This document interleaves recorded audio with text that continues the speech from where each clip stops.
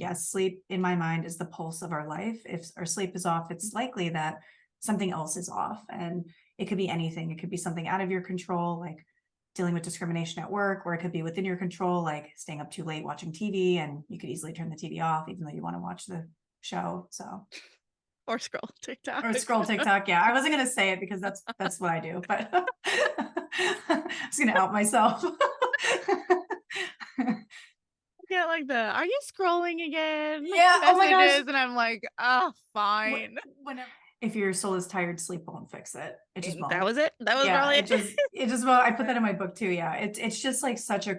I really just want people to know that like sometimes sleep is indicated when the body's biological need is there, and sometimes rest, relaxation, meditation, mindfulness is warranted when your soul is tired. Like you need to rejuvenate yourself. But it's weird because people see those internal cues of sleepiness and tiredness as like one and the same, and they're so different. So I think that's usually the distinction that we have to make when we're trying to figure out, do I need sleep or do I need to like feed my soul with something? Yeah. And the reason why I bring up the sense of control so much is because just acknowledging that is powerful. Mm. Like, hey, I don't have control over my schedule with my kids. Just acknowledging that and coming to terms with it. I mean, it's a really hard truth and it's really difficult for people because they don't want that to be the case. Mhm. But really sitting with that is helpful sometimes, because then you could say, okay, I don't have full control over my schedule, but what I do have control over is, and then you could kind of find your sense of control somewhere else.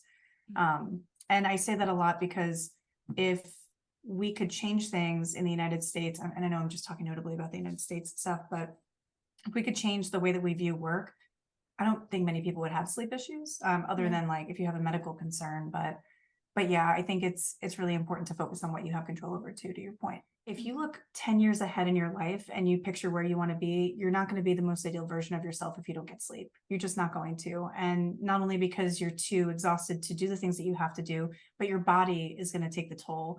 And what I mean by that is when we have short sleep, which is sleep that's under 6 hours, just say chronically for like decades, just say, um, cardiovascular health, muscle tone, memory consolidation, cognitive functioning, attention concentration, all of these things, creativity, all these things are plummeted when you don't get good sleep. Mhm. And for some people, they could function off of 6 hours or less, and that's great. But that's less than 1% of the population could actually do that. So I think if you think about the grand scheme of humans, optimal functioning is better than just functioning. Yeah, I So was just thinking, like, exactly. functioning versus actually Yeah. restoring and To- all the things, you I know? love that. I love that you said restoring, because that's the whole process. Like sleep, sleep is restorative. It's not for relaxation.